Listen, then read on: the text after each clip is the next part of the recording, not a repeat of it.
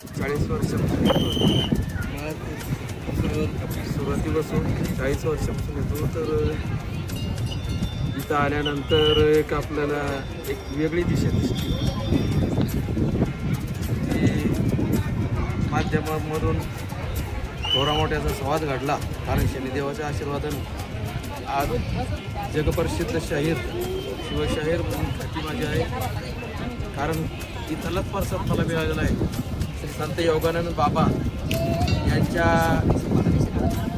यांच्या प्रेरणेने या ठिकाणी या श्री महाराजाची या ठिकाणी स्थापना झालेली आहे.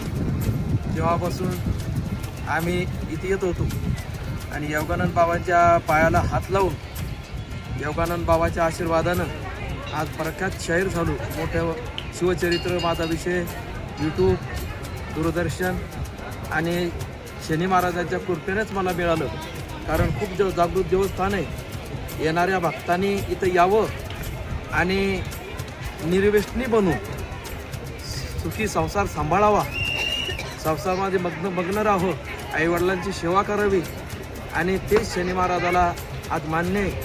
आणि इथून खूप बऱ्याच आम्हीच नव्ह शून्यातून ही सोबत काढणारे आम्ही शाहीर आहोत. खूप गरिबीतून दिवस काढले. शनी महाराजांच्या आशीर्वादानं खूप प्रसिद्धी आली आणि शाहीर झालो. जवळजवळ 40 वर्षापासून या देवाकडे आम्ही येत असतो. एवढं बोलून माझं मी इंजिनियर आहे, शाखा अभियंता म्हणून रिटायर झाले. पण मी या देवस्थानाला जवळजवळ म्हणजे माझा जन्मच इथं कोठीचा झालेला आहे आणि मला ह्या देवस्थानाचे एवढे चांगले वाईट अनुभव आहे की माझ्यावर असा एक प्रसंग आला होता. त्या प्रसंगामध्ये मला ह्या देवाने मार्गदर्शन केले. कोठारा क्षेत्रामध्ये हे शनेश्वराचं मंदिर प्रसिद्ध मंदिर आहे. कारण शनेश्वराच्या कृपेने चांगले फलद आहे, उत्पन्न मिळतं आणि सर्व कृषीप्रधान लोक असल्यामुळं सर्वजण अनन्य भावाने येतात. मी आलो, मी 2 वर्षापासून रेग्युलर येतो. तिथं आल्यानंतर एक मनाला शांती आणि समाधान लाभतं. येथील लोकांची सेवा बघून, अन्नदान बघून मनाला असं कृत्य झाल्यासारखं वाटतं. असं वाटतं की भगवंतानी याची डोळा पाहिलं मी 16 या पद्धतीनं या सृष्टीवर हाच स्वर्ग निर्माण केलेला आहे. आणि शनेश्वराच्या कृपेने या सर्वांवर जी माया पसरते तीच तुम्हा सर्वांवर पसरते. त्या प्रकारचे शनेश्वरांचे उपकार आमच्यावर सदैव आहेत आणि राहतील तुम्हा आम्हा असावे. शनेश्वर भगवान की जय. महाराज दक्षिण हनुमान संस्था कोठा जयपूर तालुका भोकरदन जिल्हा जालना या संस्थांची या ठिकाणी संस्थांची या ठिकाणी स्थापना झालेली आहे. खूप पुरातन असं हे संस्थान आहे. या पूर्णा नदीच्या पात्रामध्ये या परिसरातील सर्व प्रतिष्ठित मंडळी या ठिकाणी येतात आणि या शनीच्या चरणी नतमस्तक होतात. या ठिकाणी नवग्रहाची स्थापना केलेली आहे.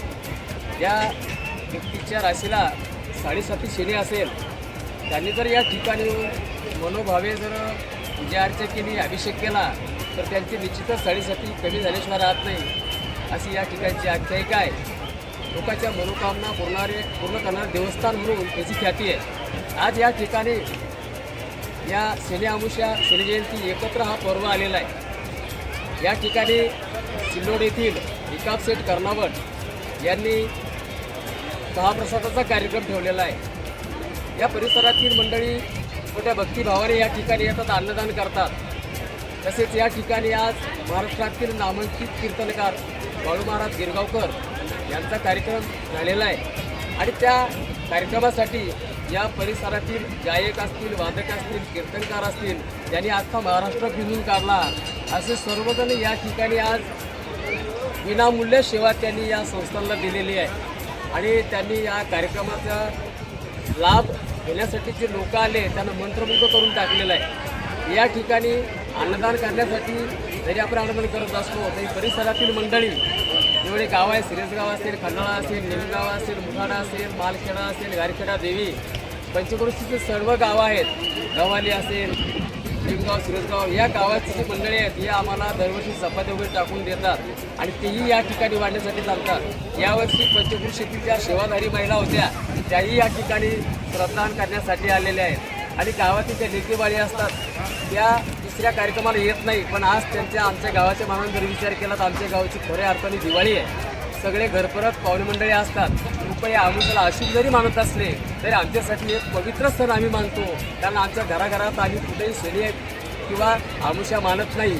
कारण आम्हाला प्रचिती प्रत्येकाजण आलेली आहे. तर आपण सर्वांनी एक वेळ का होत नाही या संस्थांना यावं, दर्शन घ्यावं आणि आपण आपलं जे आहे साडेसाती असेल काय असेल तो सफल जाण्यासाठी या ठिकाणी मनोभावे देवाला मनोकामना आपली सांगावी. आपली निश्चित मनोकामना पूर्ण होईल. आणि सर्वांना मी या ठिकाणी आवाहन करतो की एक वेळ तरी या संस्थांना यावं, दर्शन घ्यावं एवढंच मी विनंती करतो आणि या ठिकाणी थांबतो.